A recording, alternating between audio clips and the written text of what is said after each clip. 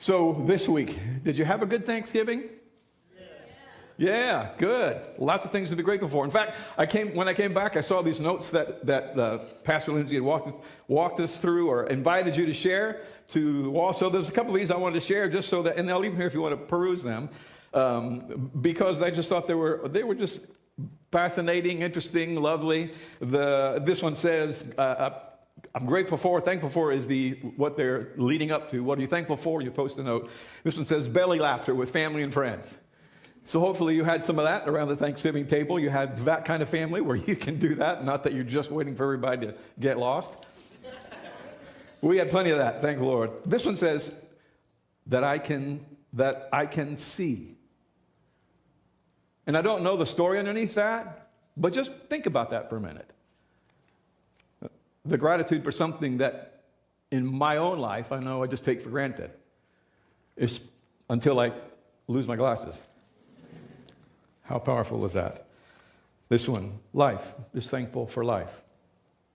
Numerous ones that said friends and family, those who love me or support me. This one says grateful for the community of Newsong grateful for the community of Newsong has brought my partner and I's lives. Thankful for the health of my husband during a scary time. Thankful for a firm foundation. So many beautiful expressions. Thanks for sharing, participating in that expression, that practice last week. And hopefully we'll continue this as, again, a general rule of practice that is really transformative. I once heard gratitude is the beginning of wholeness. And so Paul says, in everything give thanks, because in all things, not just the things that go well, in all things, in chaotic Thanksgiving dinners, somewhere there's something to be grateful for. So we move then with that in mind, continuing in the series that we're walking through, this idea of recognizing that this is the season, maybe not necessarily above all others, but it maybe tends to be more present, and yet it's an epidemic in all our lives, this thing that we're talking about called hurry sickness. The title of the series is The Greatest Threat to Your Best Life. And the idea is that your best life isn't sort of the life, culturally speaking, or as those outside of faith would say, this is the life I want to live. But the best life as Jesus would define it, as he does describe it as the good life, the abundant life, the eternal life, the life that you and I were designed and created to experience according to the design of our Creator.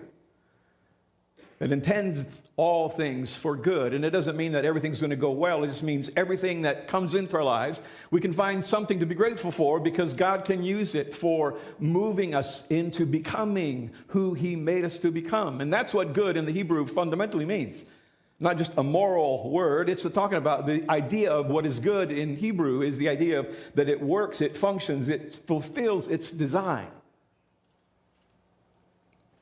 And so we're looking at sort of through the lens of this idea, this concept, this reality called hurry sickness, about how it's devastating to our best life, to us becoming who we were meant to become, that it's incompatible with love.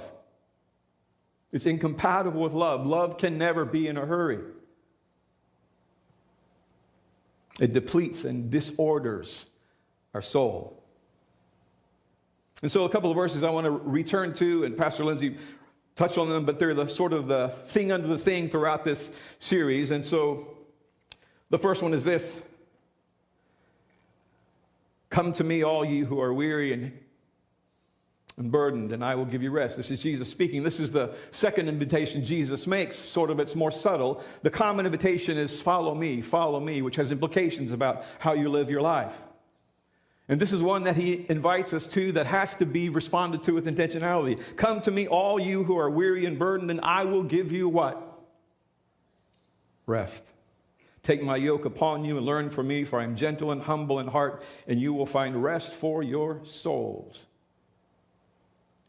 Now think of that in terms of your soul, and I've mentioned this a couple of times, but if you haven't sort of been here for that, our soul isn't that thing that goes to heaven when we die. The soul is understood as we're designed. The soul, think of it as sort of a series of concentric circles. At the center of who I am is my will.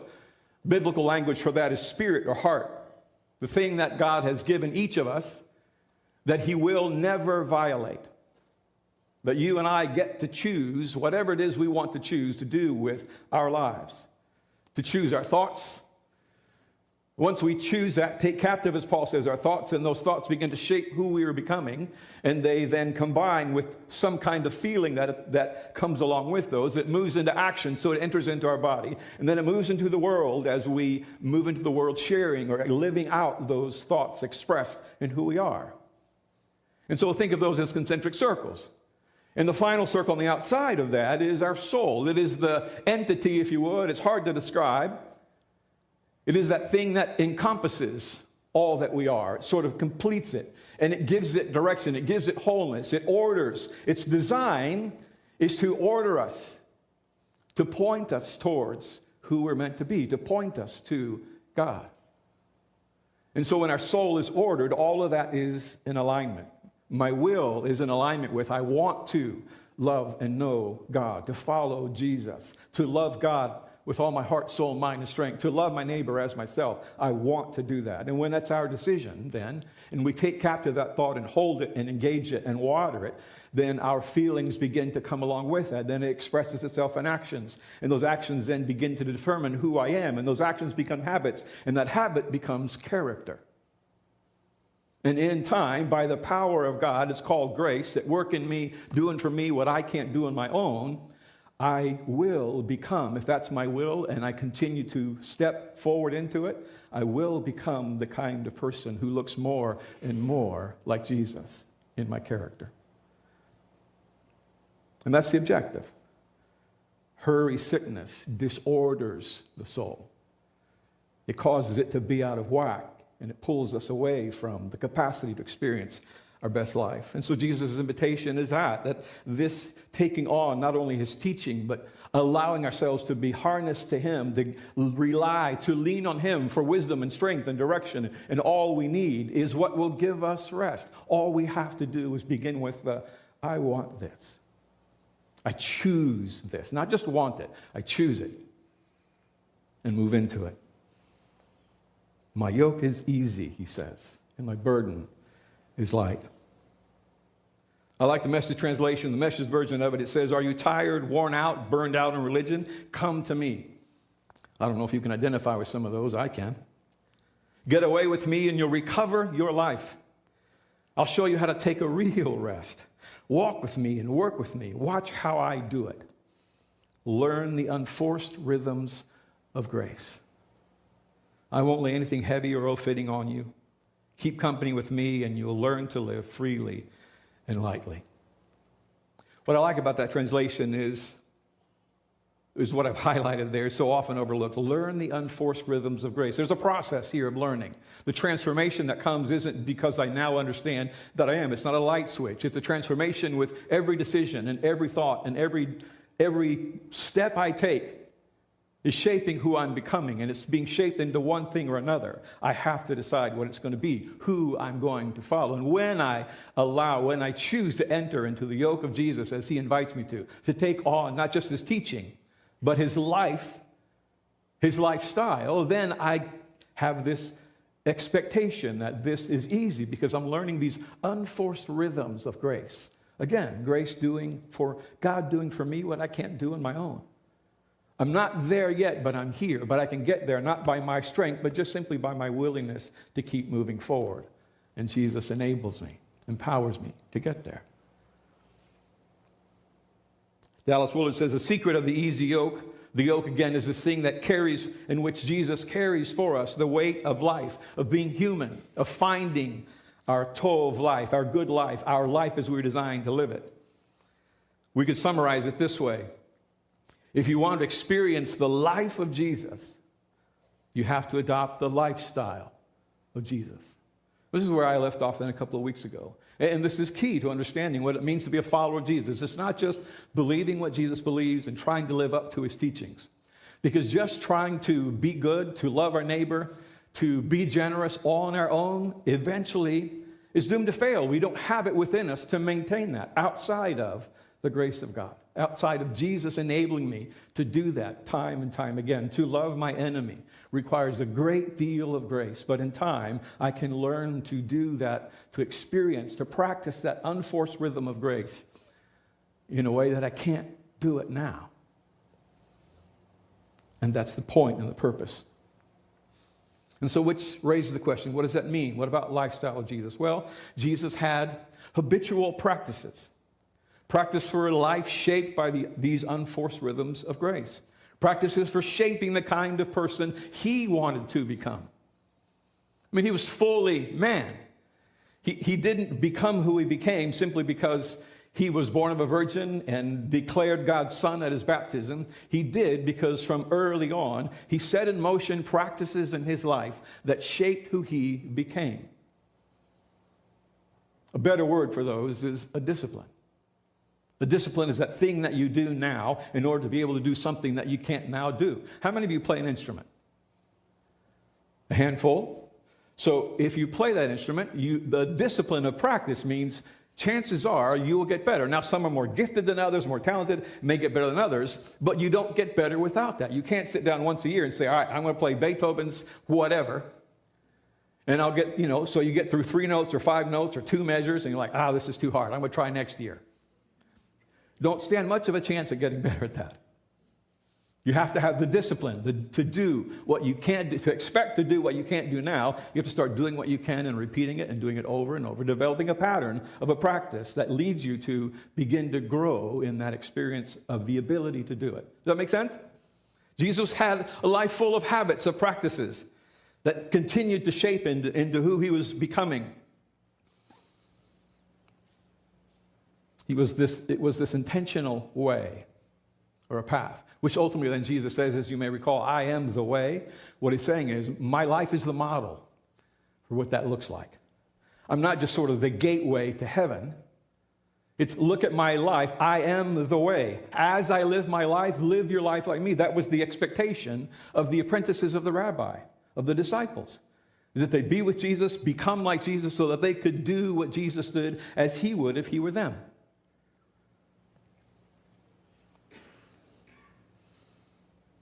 So which raises then the million-dollar question for today. If there is a practice from Jesus' life that can help me learn to, a practice from Jesus' life that can help me learn to ruthlessly eliminate hurry in my life? In other words, to help me be able to thrive in the chaos and noise of modern day life. And I'm glad you asked. There's a handful of those, and we'll cover these, we'll walk through these, scratch the surface of these over the next few weeks. But before we jump into today's, I want to say this. Remember that the goal of the practice isn't simply eliminating hurry. As important as it is, it's not just to eliminate hurry. It's so that we can become the kind of people who live the life that Jesus lived, who adopt the life of Jesus, and in doing so are finding the rest of our soul, are finding practices that help us move calmly in the midst of busyness rather than the internal rush that gets ramped up this time of year. That's a good thing. To slow down is good, but the goal isn't simply slowing down. The goal is, how is it shaping who I'm becoming? How is it shaping, restoring my soul? And so I want to start today with what I would argue may be the most critical practice that we see in Jesus' life. And that's the practice of solitude. Of solitude. And so if you pan into the life of Jesus in the Gospels, and if you think about it in the Gospels, we really don't have that much information about Jesus. Of all that happens in 33 years of life, we get a very small part of it. But what we see in Jesus' life in Matthew chapter 3, as he moves into then ministry, begins his ministry, he's baptized by John in the Jordan. The skies open up, a dove descends, and you hear this voice that says, "This is my son in whom I'm well pleased." So he has this inaugural experience. Listen to the very next verse. Some of you probably know what it is. It says, "Then Jesus was led by the Spirit into the desert to be tempted by the devil. After fasting 40 days and 40 nights, he was hungry." I would imagine so. The tempter came to him. So let's get this straight. Jesus has this official ministerial inauguration ceremony, baptism, including the voice of heaven with a stamp of approval. And he immediately goes where? Into the desert. Into the desert. Now, the word translated desert there is the word eremos. Let me hear you say eremos. There you go.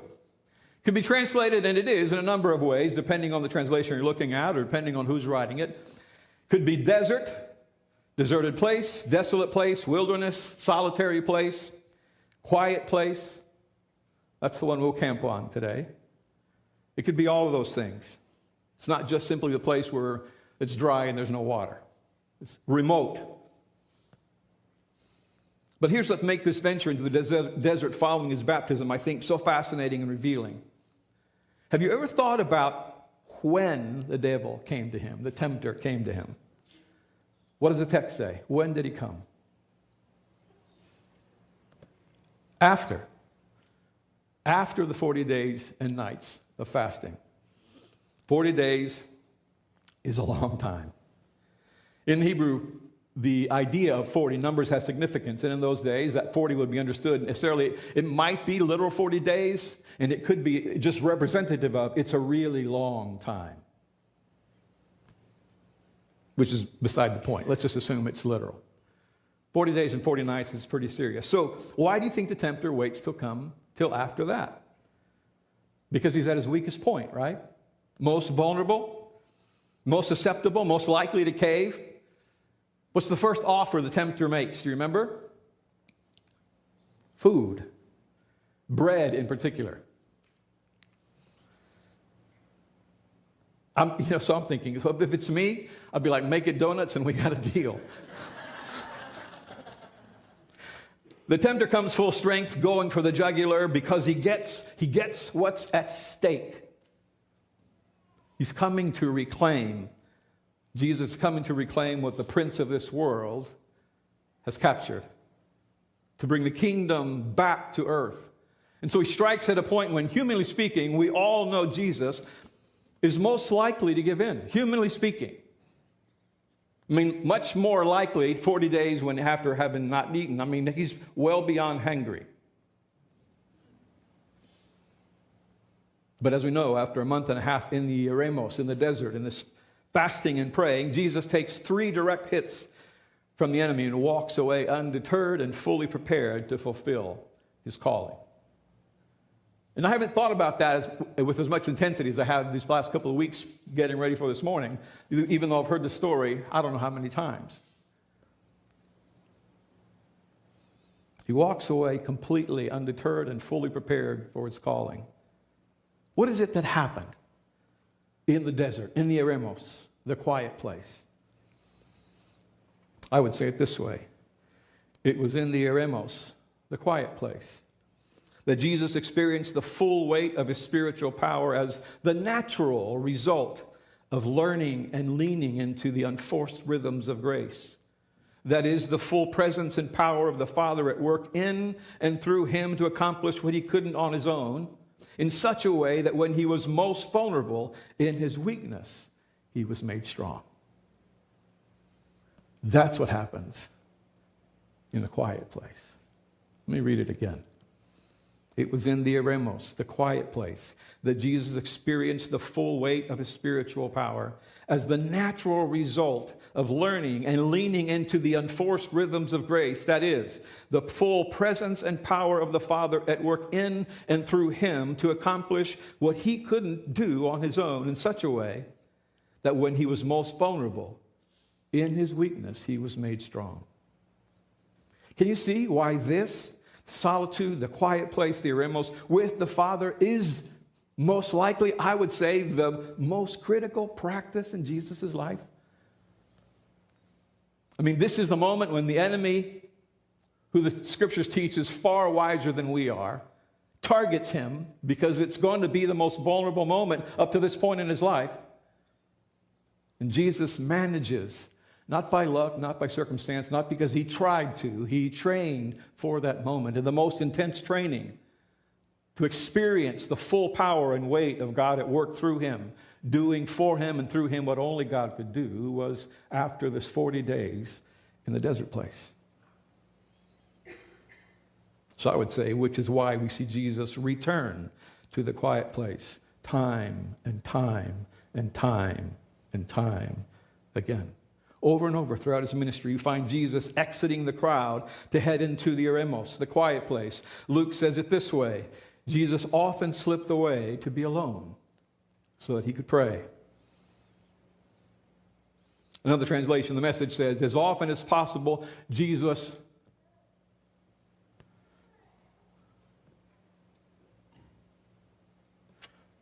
I missed something here.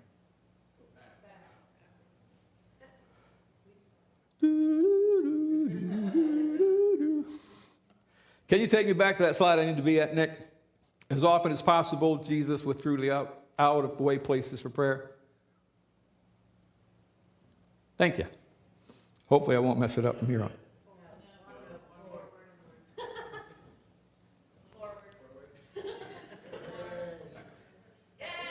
Yes. High five, Nick.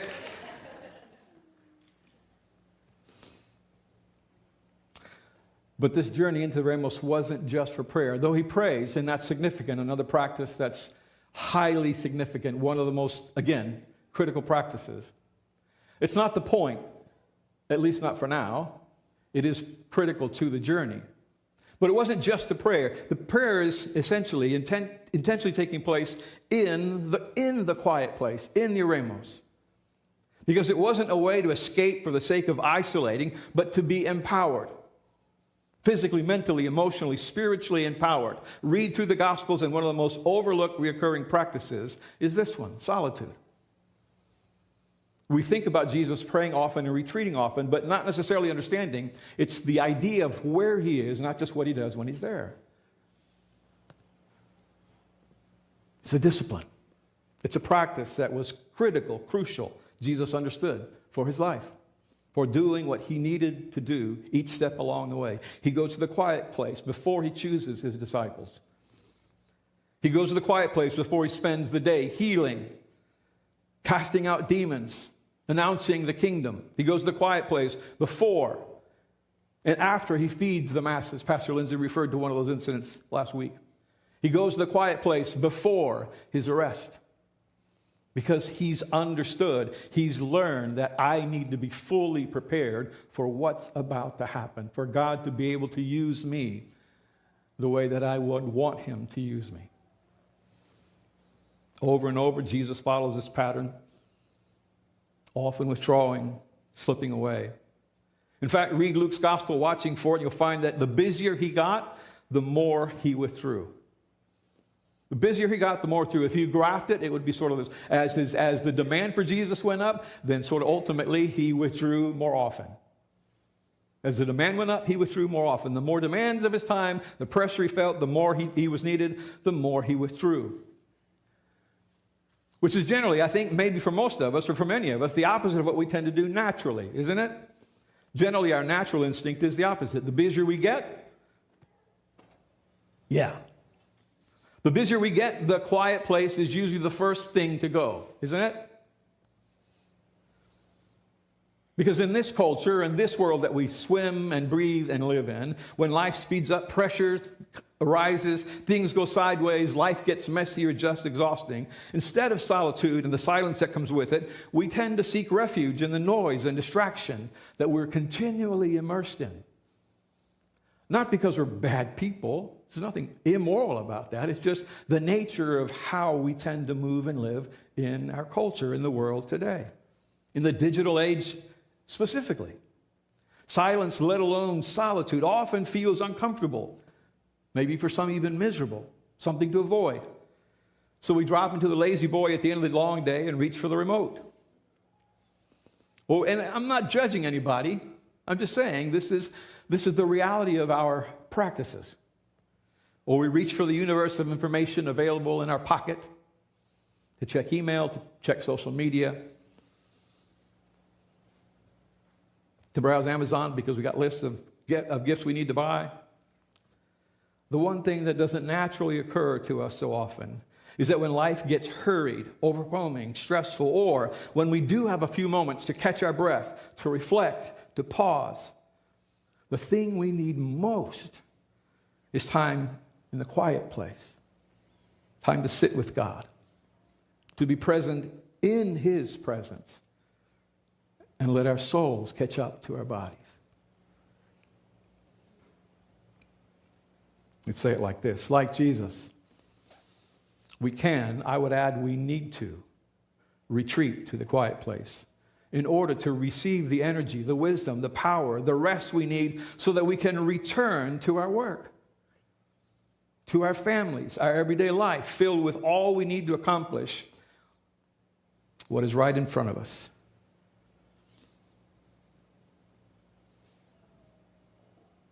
That sentence is funky, so you can straighten that out. I think you can understand it. That's the pattern Jesus lived throughout his life. And with his disciples, as the rabbi taught them to do the same, it's mind-blowing to me when I think about it, to actually read how often he practiced it and to recognize how easily we've missed it. That the accent was, oh, he went away to pray. He went out to pray. Because that's what it says most of the time. He went away to pray. And we miss the practice that centers the power of the prayer. So if you're like me, you've already got a long list of reasons going through your head about why we don't have the time, you don't have the time to retreat in solitude and silence. And that's part of our compulsion in the hurry sickness world that we live in, condition we live in. And so maybe it's thoughts like, well, Jesus could because, everything moves slower in those days. Okay, I'll give you that. That's true. Jesus didn't have kids to raise and to taxi back and forth to all their schools, sports, lessons, etc. Also true. Give you that one. I've got responsibilities, people depending on me, deadlines to meet. There's a lot at stake. I'm like, play that one out, and it might fall apart. You might want to give that one some thought. But let this sink in. If Jesus needed regular time in the quiet place, how much more do you and I?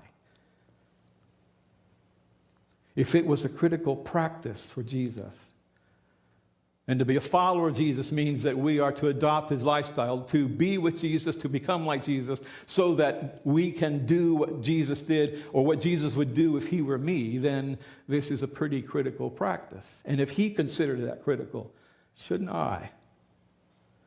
No shame, no guilt here. Just putting on the table what we see in the life of Jesus. And so let me just wrap up with a few words, less about instruction and more explanation, because there's plenty of places that you can go to find information. One of the books, and I'll mention here, I'll give you the info now, I guess. One of the books that we're basing the series on is a book called Hurry Sickness. The Ruthless Elimination, I can't remember what it's called. John Mark Comer asked me later. I'll tell you. Solitude and silence is like any other practice. You do it not just to check a box and call it done, but with the intention of it being an experience that'll transform you. Like any other practice, you don't do it just to do it. Oh.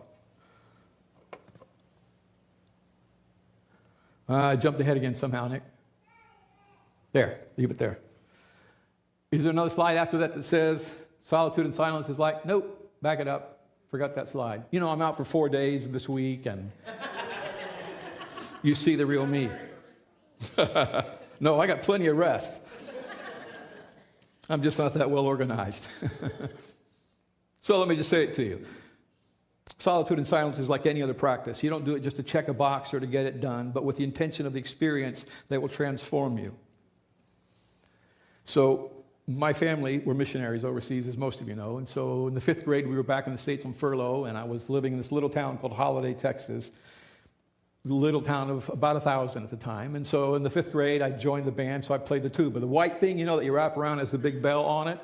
And so I figured, I'll play something, join something. So I learned to play the tuba. But I can tell you that my practice was designed to just get the practice done. I had no intention, nor did I become the kind of tuba player who should walk in a marching band, let alone anything beyond that.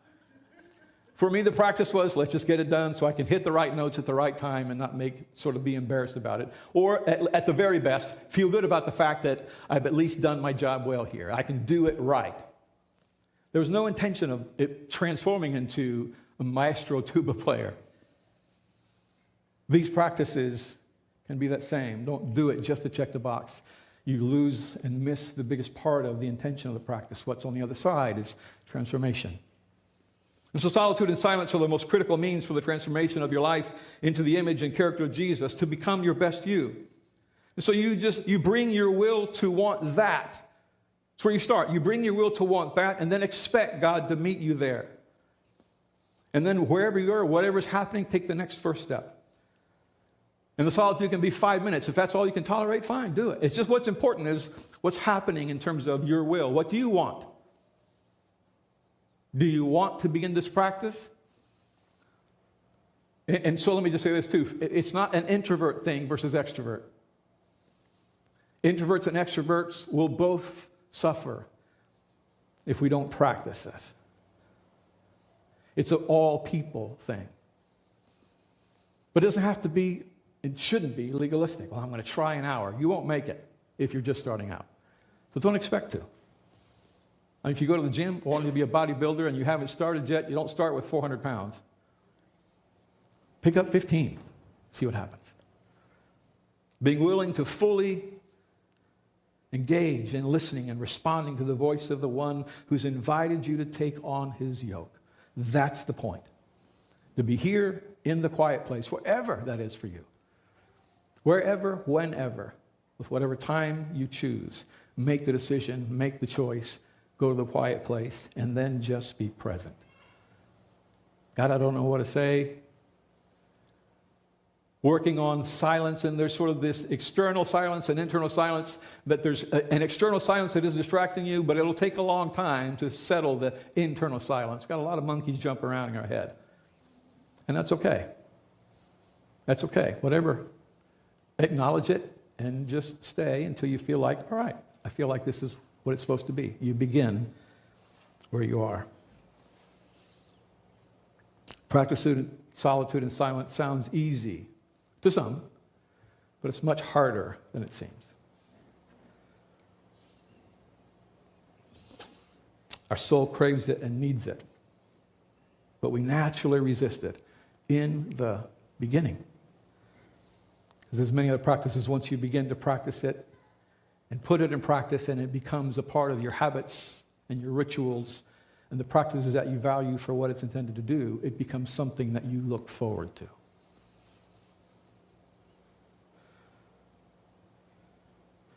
Henry Nouwen says this. Don't have that slide either. Dave was sleeping. He still says this. Without solitude, it is virtually impossible to live a spiritual life. Let that sink in. Without solitude, it is virtually impossible, not just hard, to live a spiritual life. That doesn't mean religious. It means a life where I'm focused on who I'm becoming, the inner me. We do not take the spiritual life seriously, he says, if we do not set aside some time to be with God and listen to him.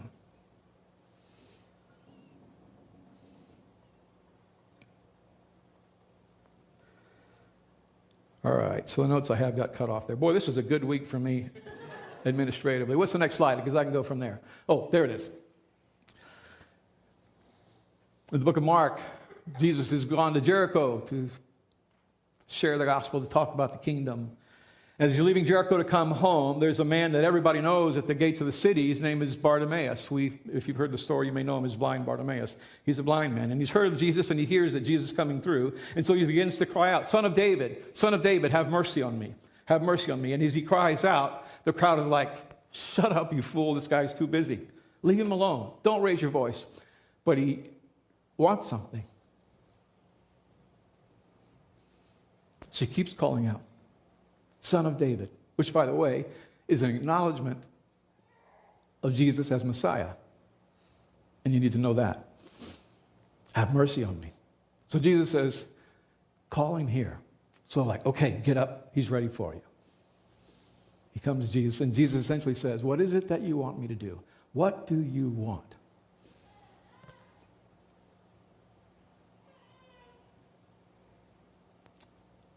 And he says, I want to see again. To which you're like, duh. And I come back to this note. I can see.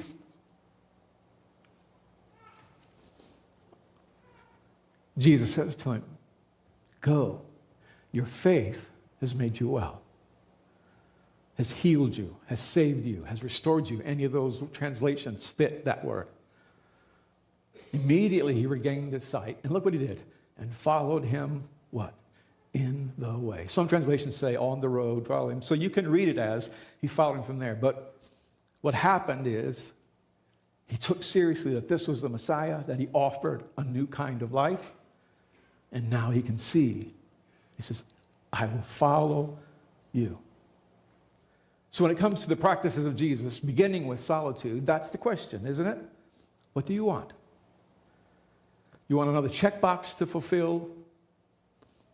Or do you want to become someone as a follower of the way that is transformed into the life and lifestyle and character of Jesus? It's all of our choices. Would you pray with me?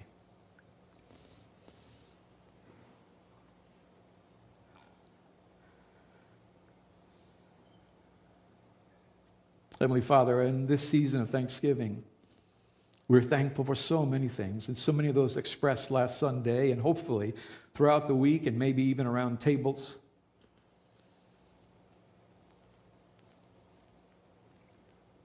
So we come acknowledging our gratitude and thanks to you for offering us this invitation, the invitation of life, the invitation to step into the yoke with Jesus,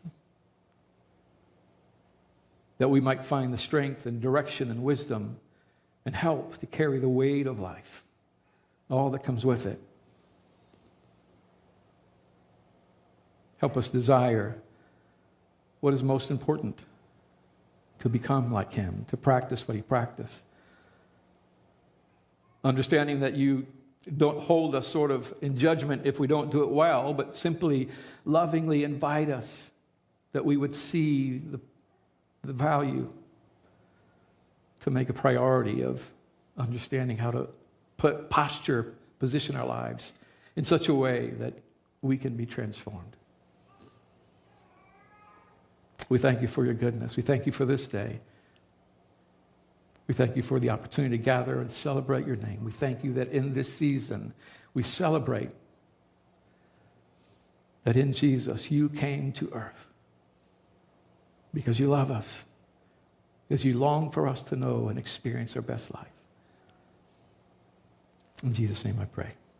Amen. If you came prepared to worship and giving, we have joy boxes around the walls and online. Two more things. One is I almost forgot.